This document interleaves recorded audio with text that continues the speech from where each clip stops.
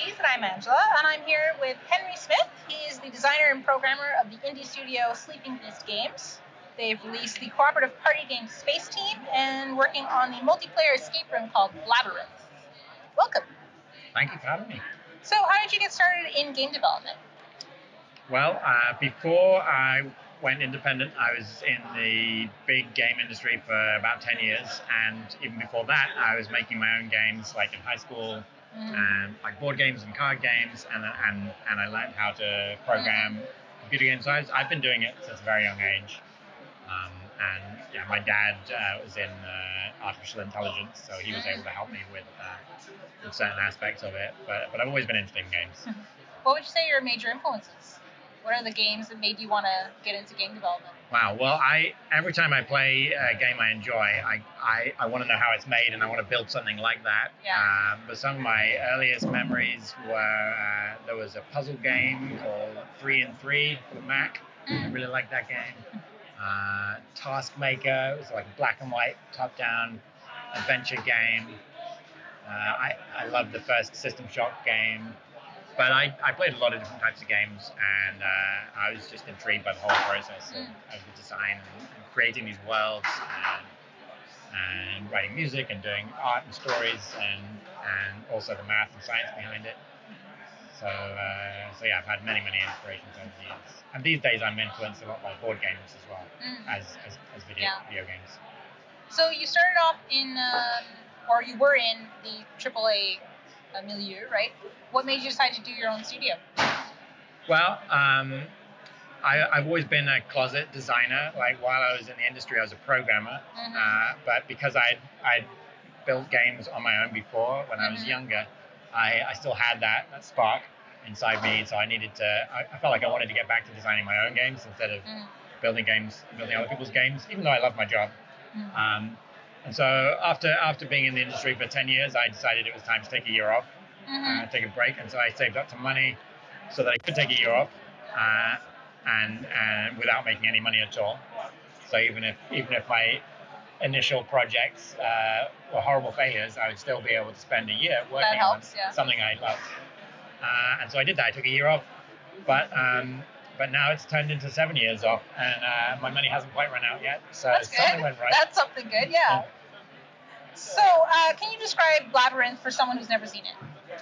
Sure. It is a multiplayer cooperative escape room game that you play on mobile devices. Right. So each person has a phone or a tablet, and you play in the same room with the other players, 2 to 4 players. Yeah. So it feels like a board game. And then you work together with your friends to solve puzzles and find secret passages and cryptic clues in a mysterious labyrinth. And you have to share information and work together. And it takes 10-15 minutes to play. And at the end, you discover a hidden treasure in the level, and then you have to escape with the treasure. And it's all puzzle. It kind of looks like a dungeon crawler, but it's not. It's all non-violent. There's no combat. Okay. Family friendly. Yeah. And the levels and puzzles are procedurally generated. So every time you play, it's a different experience. Yeah. Unlike a traditional escape room where there's a bit more narrative, but once you figured it out, you can't go back and play again because you know the puzzles. Yeah. So what about multiplayer and local multiplayer really appeals to you? Well, so often these days, people, even when they're playing online multiplayer games, they just get sort of sucked into the screen and they're taken out of the real world. And I wanted to bring people back into the real world, interacting face to face with people, like reading body language and speaking to each other, shouting to each other. And I think that's still a really fun experience. And we still get those sometimes, like with board games or party games. But I think we need more games like that. We need to bring people together more, interacting in the same physical space with each other. Right. So I wanted to, and when I made my first game with Spaceteam, I realized that we all have these phones in our pockets that have like 7 different radios in them that can communicate, like Wi-Fi and Bluetooth and NFC, all the stuff. So why can't we connect them together and do something that's a bit more involved than a board game that involves digital components as well? Because I think you can do some really interesting things with technology in terms of private information and using like the tools on the device, like the gyroscope or the accelerometer, and you can incorporate that into your play and just make for a more interactive experience. So, and yeah, it was so much fun with Spaceteam that I wanted to explore that dynamic further. And so Blabyrinth is the next level. Is a bit more complicated. The game is not as much shouting. It's more about puzzle solving. And so I wanted to make a more sort of a game with a bit more thinking in it and working together. That sounds interesting. So what's something you wish you'd known about game development before this journey began? Well, that's a good question, because I've been doing game development of some kind like for like probably almost 30 years. But like when I started, obviously it wasn't professional game development. It was, so I've learned all sorts of aspects of. I guess something I wish I learned before it all began. So with the latest game, I guess I wish I learned not to bite off more than I can chew. I constantly am learning this. In fact, is to check my ambitions. Like, because my projects, when I find a game that I love and I want to recreate it or do my own thing, and my ideas are really ambitious, and they would take years for like a team of people to do, let alone one person. Right. So and with Spaceteam, I forced myself to make a small game that I could finish in like a month or two, and so I aggressively sort of like cut everything down so to get to the most basic elemental features. And that was the best decision I ever made, because I finished the game and it was super simple and it worked really well and it captured the idea. But I've had so many other projects, half complete projects, and even this project has become a lot more than it started at. So start small and keep it small. Especially if you're working by yourself. I think that I'm still learning this, even after many years of learning it the hard way. Like, keep things small and simple and basic, and don't get too carried away, because it's so easy to get lost in your dreams and get too ambitious. It's the KISS principle or something? Keep simple, stupid? Yeah, exactly. Like, it's just so hard to take that to heart, because when you're doing something simple, it feels like, it's not going to be enough. I'm not going to be proud of it. It's too simple. Like, there's nothing interesting here. But that's keeping it simple is the only way you're actually going to finish something. And like a simple finished game is just so much more valuable and rewarding than a complex game that never comes out, right? So. And it's games. You can always update it. Yeah, exactly. Yeah. You can always add things. It's much easier than to update a movie or a book. You have reprintings or whatever. But games, you can, like, especially online games. Keep putting in updates. Keep adding updates. All right. So, how do you cope with stress or obstacles when things are just not working out? Poorly. I usually try to take a break, do other things, like get myself out of it, because when I'm working on a problem, like, it's very easy to get to just keep working, and like, if something becomes more complicated, I'll just double down and try and work harder. Or write a whole new system to fix this one small thing where really I should have just scrapped the thing in the first place, so I don't have to think about it. So I think it helps to just step back, step away, take a break, even if you feel like you need to be working, because you don't. As indies, like, we work way too hard. There's so much sort of crunch mentality where you have to finish deadlines, and like, I'm against the whole crunch mentality from the industry. But now that I'm an indie, I'm still doing it. So I'm a pretty big hypocrite in that respect. Are you imposing crunch on yourself? Like, not consciously, but I end up working because when you're entirely responsible for your own financial well-being, and like, you're your own boss, then you have all these extra pressures. I guess you feel like you have them. And so you feel like whenever you're not working, you're not making money, you're not providing for your family or whatever. But you have to also spend time for yourself. You have to relax. You have to not burn out. Of course, You have to do all these things. And so that's something that's. Otherwise, it's not fun anymore. Right. Yeah. And so I try to stop, like, get some sleep, get some rest, play some games, like. But it's that's something I'm still I'm still grappling with work-life balance because I work from home. Yeah. And so it's very easy to like for the two to like meld together into one. It's true, yeah. So yeah, but I think take a break, drink some tea. And that works. That works for you. That tends to help a bit. Yeah. I don't have like a specific routine or like a magic formula that works for me, but stepping away and at one point I did some meditation and I need to get back into it because that was very effective for a while, but it's so hard to keep up with the practice. Yeah, but... All right. What would you say is your favorite aspect of making games?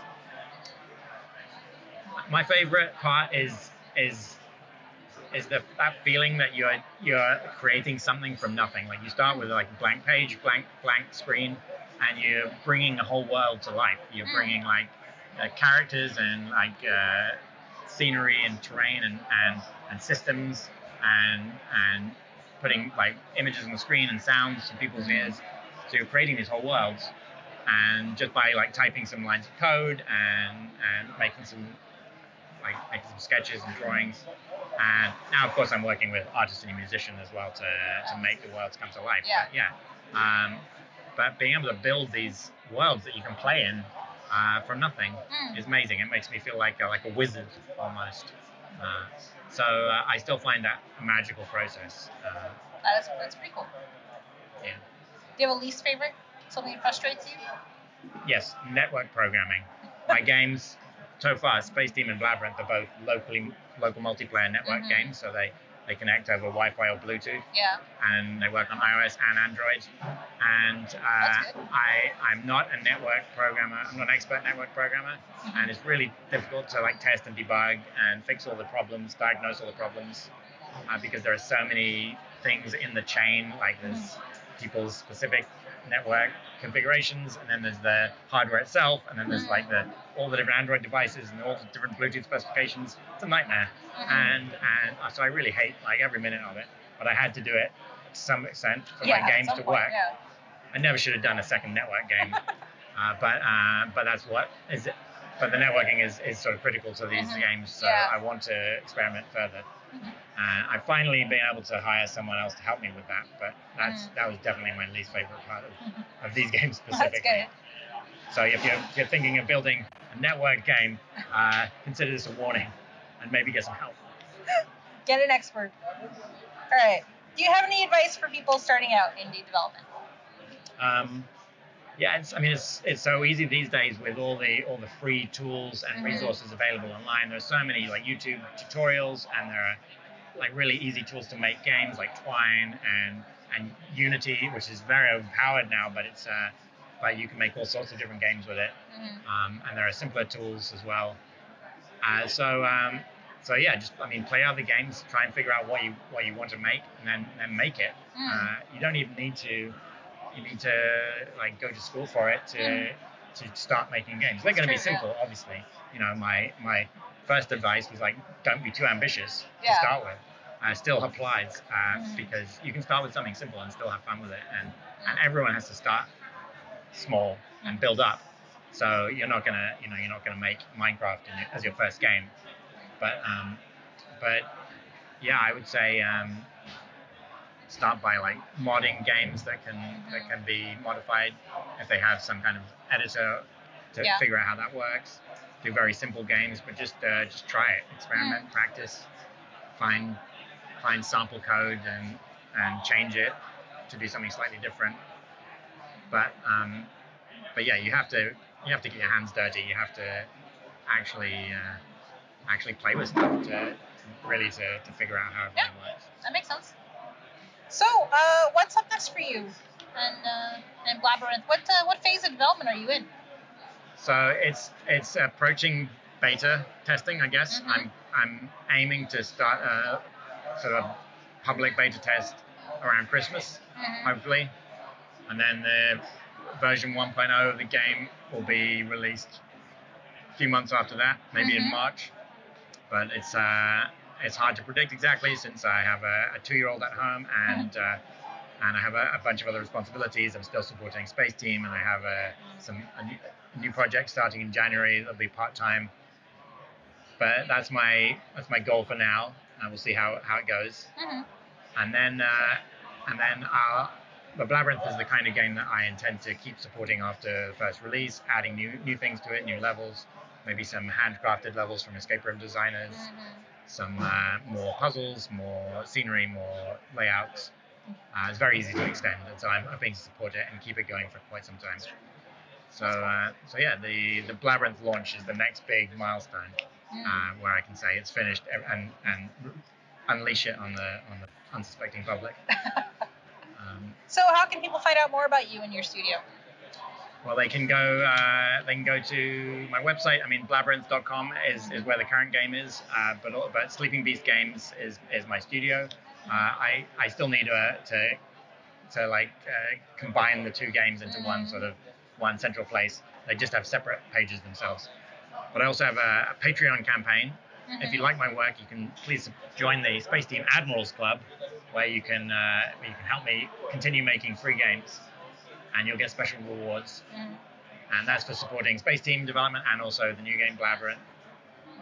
And yeah, I'm trying like unusual ways of monetizing my games, because no one wants to pay for mobile games anymore. So and also for a multiplayer only game, it makes sense that the initial version was free. So I'm trying to use sort of crowdfunding and patronage and alternative methods of funding. So so it's a bit more reliable, a bit more predictable.